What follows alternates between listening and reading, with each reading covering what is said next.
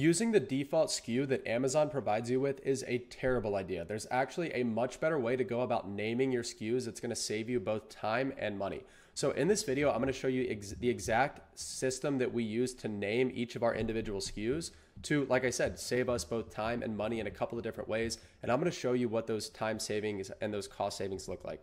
So before we get into this video, take a quick second and subscribe to my channel below. I have tons of videos like this that break down little known tips and tricks for really succeeding in Amazon wholesale. So let's jump right into the video. So really what this comes down to, like I said, is having a good system in place for naming your SKUs in a way that helps you quickly identify pertinent information about that product. So if any of you have sold on Amazon before, you know that when you list a product on Amazon in your Seller Central account, Amazon assigns you a random SKU. And typically it's just a string of gibberish, either numbers or letters, right? It might be ABC-DQG-3472, right? Which is totally irrelevant. It doesn't help you in any way. It really just it just confuses your operations. So what we do instead is we've created a system for how we name our SKUs every time we buy a new product.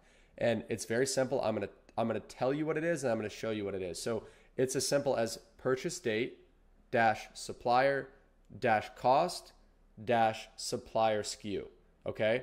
And I'm going to share my screen and show you what that looks like here on screen actually.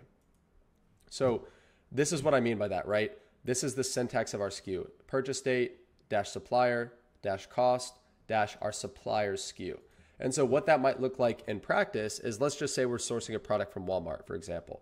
So let's say we bought it today. So we got our purchase date 10/24/23 dash our supplier, which is Walmart, dash our cost, which let's just say we bought it for $10.50, and then dash our supplier SKU. So let's just pretend that Walmart's internal SKU for this particular product is PDT134, right? So that way, whenever we look at our Seller Central account, or if we look at SellerBoard or whatever tool that we're using to track our profitability and track our metrics, we can see very quickly at a glance without having to look anywhere else exactly when we bought a product, who we bought it from, our cost of goods sold, and the supplier SKU. And this helps us with a couple of different things. So first of all, every month when our bookkeeper does our profit and loss statement and they keep our books up to date, previously, before we had this system in place, we had to fill out a huge spreadsheet every time our cost of goods changed, right? So that would mean 1 to 2 hours every month. Our admin virtual assistant would have to sit down and refresh all of our cost of goods sold in that spreadsheet for our bookkeeper so that our profit and loss statement was accurate.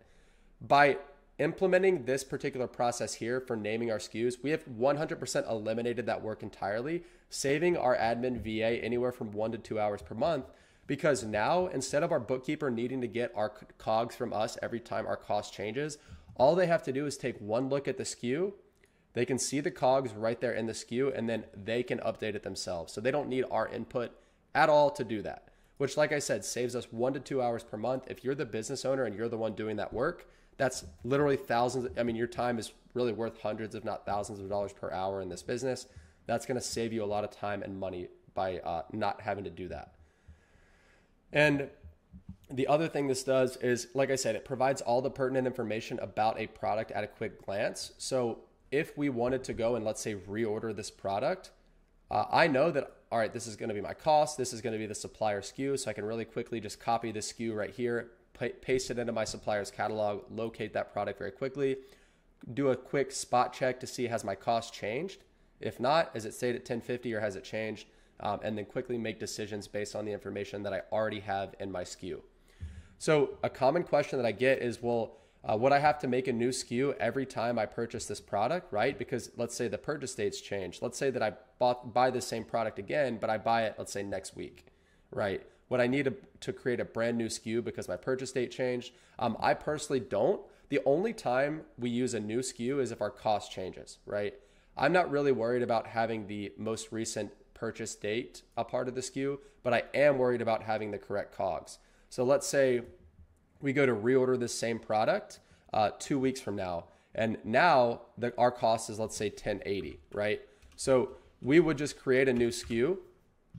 Let's say we'd copy the same one, we'd paste it here, we'd update the purchase date. So let's just say it's 2 weeks from now. Let's say it's like November 10th. Supplier's the same, cost changed to $10.80, SKU stayed the same, right? So that way The only reason we created a new SKU is because our COGS changed. So whenever we sell out of this particular SKU right here, we just don't replenish that SKU, and then this becomes our default SKU until our cost changes again, right? So I hope that makes sense. If this type of video was helpful, leave a comment below. Let me know how you name your SKUs, because I'm always trying to learn from other people the best way to do things. I hope this video was helpful. Subscribe for more videos just like this. Follow me on Twitter at Ganem Corey, and then I'm at Corey Ganem on Instagram, TikTok, and every other social media channel. So thank you so much for watching. I'll be back with another video soon.